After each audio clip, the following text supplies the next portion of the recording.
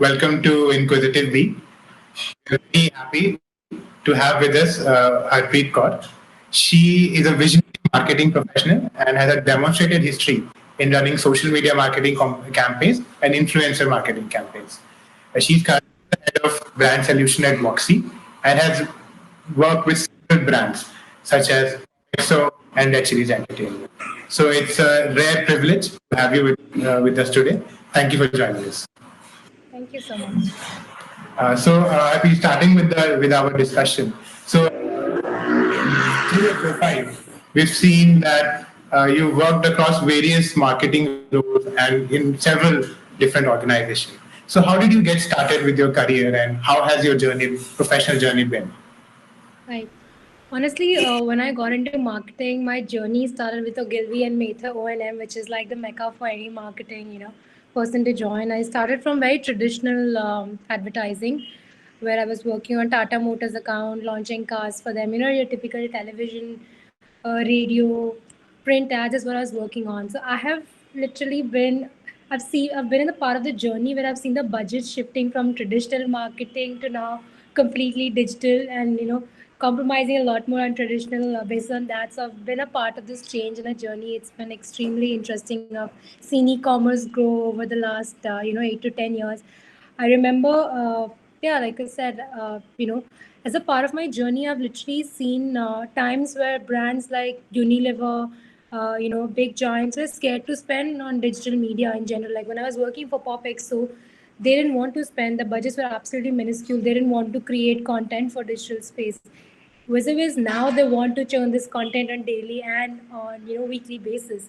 So yeah, it's been amazing. It's been very exhilarating to be a part of this whole shift, and such a dynamic space in marketing in general. So that's been overall my journey.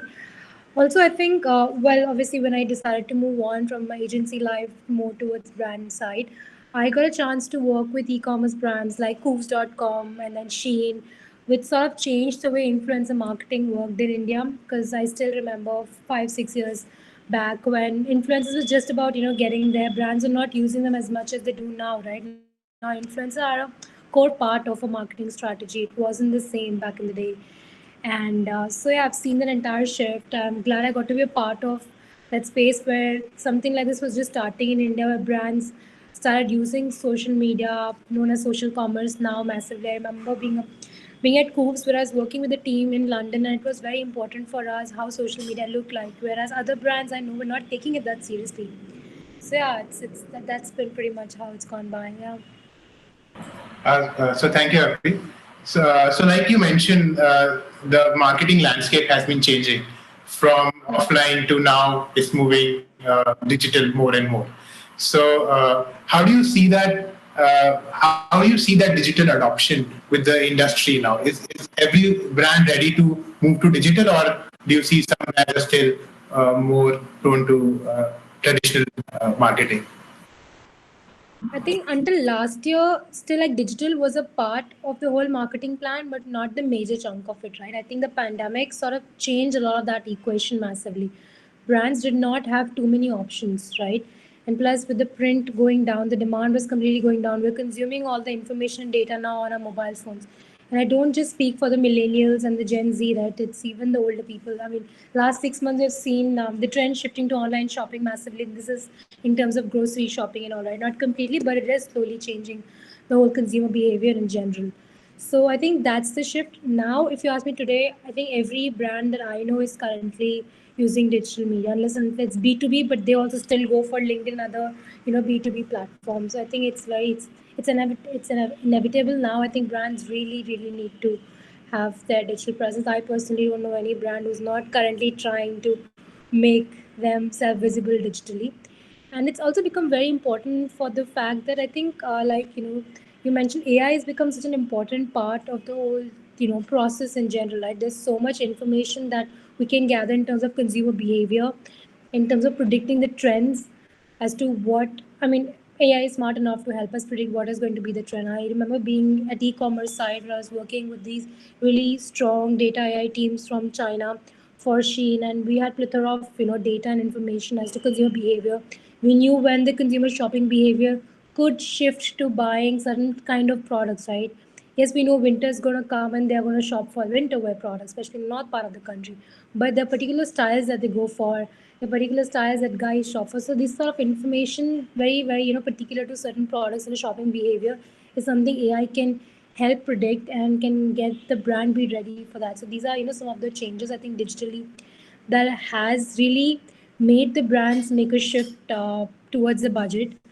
And of late, I think, in my experience, the last 6 months during the pandemic, some of the clients that I worked with massively, OTT clients, right? OTT was the winner throughout the pandemic. We all were sitting at home and consuming so much content, right? And suddenly the same platform, they were not doing out of home advertising as much as before because nobody was out. We all were locked at home. So all the budget got shifted to digital completely.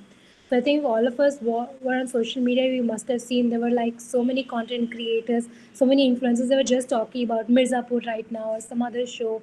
So it was all over because suddenly they didn't have any other option but the huge chunk of money that was being spent on traditional media was now being pushed to digital. Plus, I think it's easier to measure returns as well, which now brands have learned it's a smarter way to approach. And plus, figure out they can track everything, they can find out what's working, what's not working, learn from it, and then push it. So all these trends I think have made brands also start taking digital a lot more seriously. And right now, what we're looking at is budget really massively shifting. Like earlier, digital was there until last year. It could be 60%, 40% digital. Now it's 60% digital. It's 30, 40% like traditional. So yeah. Sure. So you see like a budget shift has, there's a permanent shift in budget now. Yeah. It's Yeah. more Yeah. digital now. Field of Sure. marketing. So, what do you think are a few qualities that are necessary to succeed in this field? Also, are there some tips that you would want to give to young professionals and students? I think one of the major things that I even tell my teammates when they join me is that you have to be really updated about what's happening online. I mean, I tell them have that FOMO about missing something on social media, but it's very important. As a marketeer, you need to know what's happening, what's topical, what people are talking about, what's a new trend you can catch on. Because if there is a particular trend going on, like there was, a month back, we had seen how the Restoda thing became a big thing, right? And it's how quickly, as a brand, you're going to adapt to something like this, create content, and be out there. And for that, you need to be aware of what's happening, what people are consuming. So I think it's very, very important to be extremely updated. It may sound like someone having a FOMO, but it's very important for you to know what's happening out there, especially if you're in digital marketing. Be present on these platforms, keep looking out for for what people and audiences are consuming, what they're liking, what they're not liking. If there's a big event that is going on, so you need to be really updated about what's happening. And next thing is, I think, in a way, I feel like all marketers are storytellers in general. So I think that is one sort of skill I feel like they should really keep working on. It's very important. We keep saying, yeah, think outside the box, come up with ideas, but there's with so much happening, how do you keep doing that? So I feel like it's sort of interrelated to being sort of actively looking out for what's happening, so you can be one of the first ones to make these changes and start narrating it in terms of how your brand is taking it. So I think be a storyteller in your own way. Start doing it. Don't feel the pressure to think outside the box. Something as simple as a very simple idea can actually be very impactful. So usually see even with my teammates, we want to do something this complicated. I was like, if you just simplify it might just work out really, really well. Like I'll just give you an example. Recently, Gulabo Shitabo was coming out. To promote the movie, they just had a tongue twister, which sort of they got all the celebrities to do. It wasn't a very big idea. It wasn't like something they were thinking of something out of the box. They just got celebrities and influencers to do a tongue twister, and that's it. It was just as simple as that. So I think, yeah, good. I think start looking for what's happening in the industry. Be extremely updated, because I think in digital marketing especially, we don't know when the algorithms are going to change, when something new is going to happen, when somebody suddenly become more viral.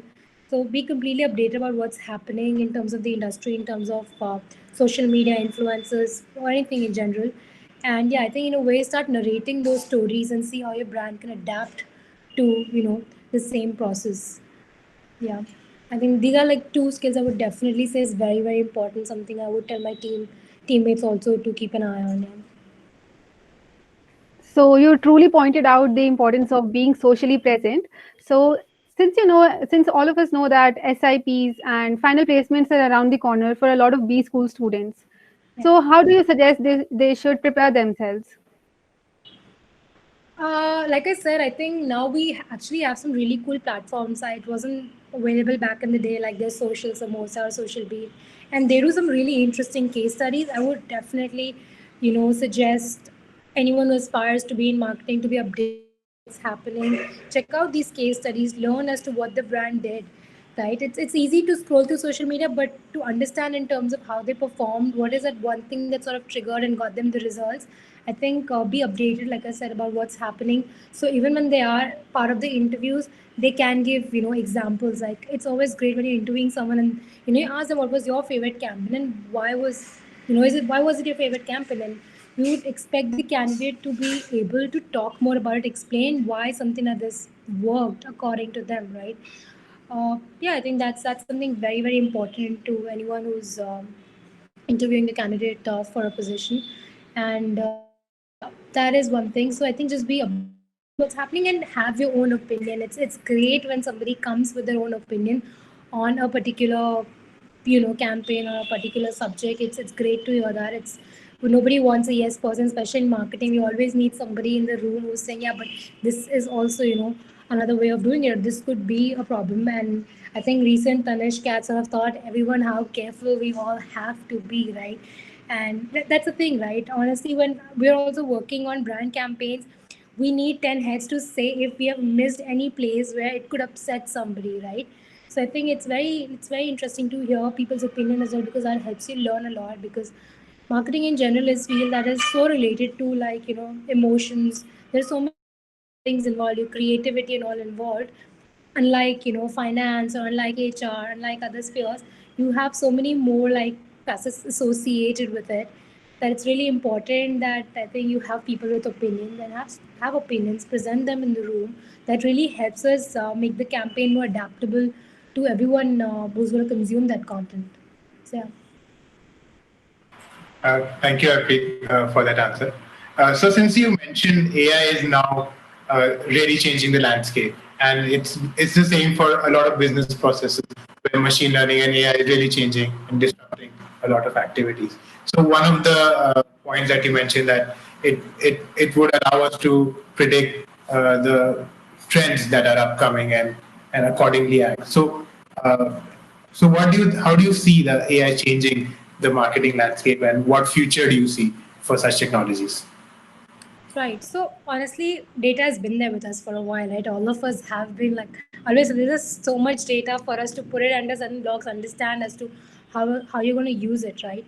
So I feel when the amount of data that is available, it's just increasing. There is no way that this data is going to come down. And I think right now, as a marketer, you have way more data. What AI does, it makes it easier for you to simplify this data, understand it easier for you to consume and make your strategies accordingly, right? That's where AI has been completely helpful. Like when I said it can help you predict trends, this is what AI helps you with, right? There is a lot of data available. I mean, the millions of people out there, yeah, like it, don't like it, we're being tracked, we're not being tracked, but it understands your consumer trend, what you're watching, what you're shopping for, right?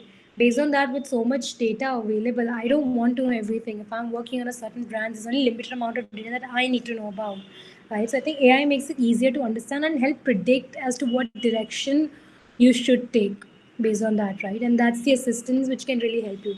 Like until probably 2 or 3 years back, yes, we all were collecting data. Then we would sit and study the graphs, and then you would try to sort of analyze yourself and predict. Okay, maybe this is the route we have to take. Okay, this is what we have to take. But I think now the AI has become more smarter. If say I'm just going to give you an example, right? If like 2 years back, because I worked a lot in e-commerce, I can tell you from the platform. If they're saying, okay, this season skirts are performing very well, right? So now with AI, it becomes smart. No, skirts are doing well in this region and not in that region. So you can actually have, more targeted ads now. You can have way more targeted communication, make it more dynamic. Where even if an emailer is open, the email, sent to people in Delhi is different from the email sent to people in Bombay, because two different weathers, two different seasons. So all of these things are being available to people as options, especially marketers through AI. I think that's where it's been very, very helpful in terms of, I think, making marketers understand consumers way more deeply and cater them with what they really need. So I think it's very, very targeted approach now instead of, someone reaching out to you with 100,000 things and then you thinking of shopping one. Right now, it's just what you really like is what's going to be shown to you. And I think all that is thanks to AI. Sure. And this reminds me of a very interesting case. We read about a case where in the Gap, they actually replaced the creative directors with computers, and the argument was that the computers are able to predict the new fashion trends more accurately than what creative directors would try to manufacture. So where do you see this going? Do you see the AI, the computers taking up our jobs, or should we, or are they empowering us as very good tools? I always think like it's very important to have a balance between the human intelligence and AI in general. If you just like empower just one part of it and like let go of the second part of it, it's not going to function. I think if both of these powers go hand in hand is when you can get the best results, right? I understand, like I gave you an example in experience as well. Yes, AI does like help you predict the trends, right? But you need humans out there to understand what can be the more creative approach to this problem that lies here, right? Yes, say just like you said, right, a particular trend is doing very well, then you have your creative team to help you process it and take it in a much better direction. I think independently, if you just complete, this is just my opinion again, if you can completely like get rid of it, then I think especially for a brand that sells fashion, it's something that is going to be a little more questionable, more difficult to understand. But yeah, I think a lot of brands, like I said, are going to start taking such decisions. But according to me, a healthy balance between both of these is the best way to go about it. Because I have been working very closely with the team at ASOS and other brands as well because of the nature of my work. And yeah, I think we've always taken the information from what we've got, the digital consumer behavior and everything. Then we've sat down with the creative team to figure what are the best way. This is what is doing well for us, right? And how do we now try to catch up on that trend, make more sales and get more money, which is the ultimate goal. Yeah.